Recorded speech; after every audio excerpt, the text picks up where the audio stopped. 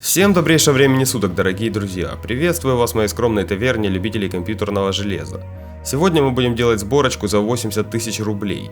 Но это будет не просто сборка на самых дешевых комплектующих, спокойнее за FPS, а сборка с заделом именно на покупку качественных компонентов. И как вы, наверное, уже поняли из названия, мы поставим в нее относительно свежую видюху RTX 2060 Super, которая в последнее время вообще претендует на звание лучшей геймерской видеокарты среднего сегмента.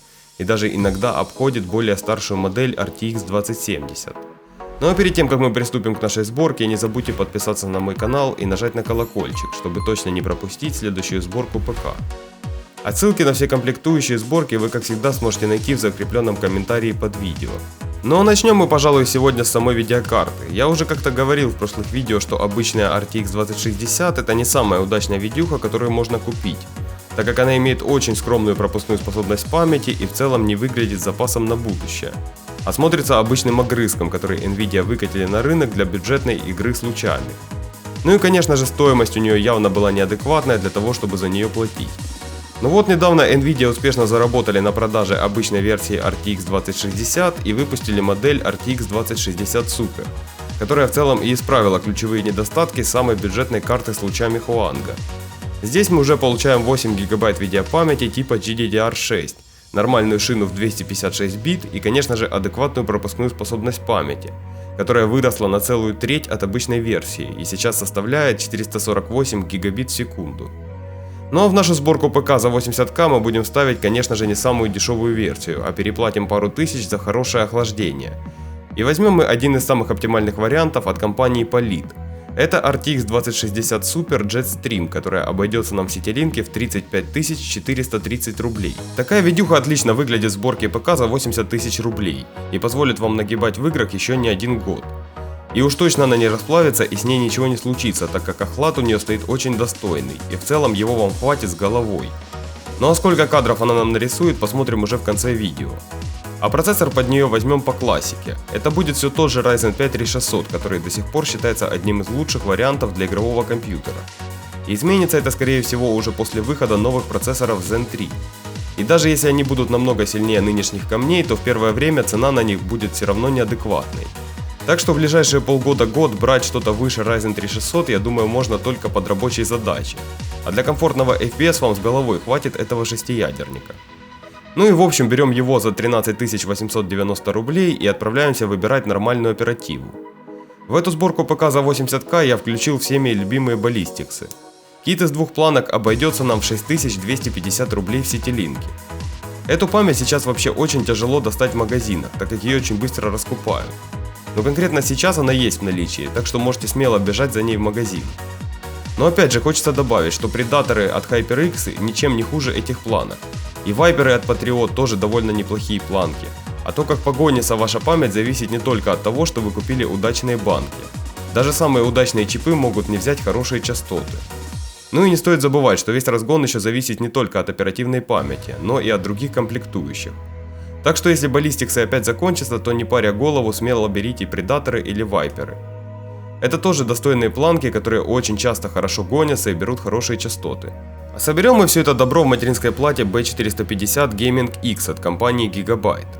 Всего за скромные 6690 рублей мы получим неплохую плату формата ATX, а не маленькую урезанку. Хороший питальник, 2 радиатора и целых 6 разъемов SATA. Если кто не знает, то в 2 разъема, которые закрывает видеокарта, можно спокойно подключить жесткий или SSD при помощи кабеля, который идет буквой G. Найти его можно спокойно в любом компьютерном магазине или на Авито. Но в целом и остальных 4, думаю, многим будет достаточно. Ну и те, кто не так хочет брать платы Gigabyte, могут спокойно ее заменить на Mortar Max. Но если говорить объективно, то Giga ничем не хуже великого Mortar. Но эти обе платы будут именно качественным продуктом, который действительно не стыдно порекомендовать кому-то к покупке. Так как с таким бюджетом брать самые дешевые материнки просто глупо. Ну разве что для максимального FPS и экономии бюджета. Но со временем вы можете столкнуться с проблемой апгрейда, которой у дешевых плат не так уж и много. А сюда можно смело поставить в будущем 8-ядерник, и когда игры начнут еще лучше распараллеливать нагрузку, вы получите отличный прирост от дополнительных 2 ядер. А охлаждать наш процессор мы будем башней от великой могучей AeroCool. Только не бойтесь, кулер это не блок питания и гореть там особо нечему. Я выбрал для вас отличную модель AeroCool Verk Hot 4. которая всего за 2090 рублей способна рассеять до 140 Вт тепла с нашего камня. Для обычного шестиядерника этой башни будет, наверное, за глаза. Ну а если в будущем вы планируете поставить какой-нибудь восьмиядерник, то вы спокойно ее сможете просто не менять, так как в стоке она спокойно справляется с любым восьмиядерником. Ну а кулера от Aerocool обычно славятся своим долгим сроком жизни, так как именно в их блоках питания кулера умирают последними. Но чтобы наша система не закипала точно, а поверьте, холодной она точно не будет, так как RTX 2060 Super у нас хоть и с самым хорошим охладом, но жрет она все равно почти 200 Вт. В общем, я выбрал хорошую коробку от Zalman, которая называется N5TF. За скромные 4300 рублей мы получим сразу 4 кулера и нормальную морду, на которой хоть и стоит стекло, но она спокойно пропускает через себя воздух. А самое главное, что мы получим 4 RGB кулера с возможностью регулировки подсветки, а не обычных.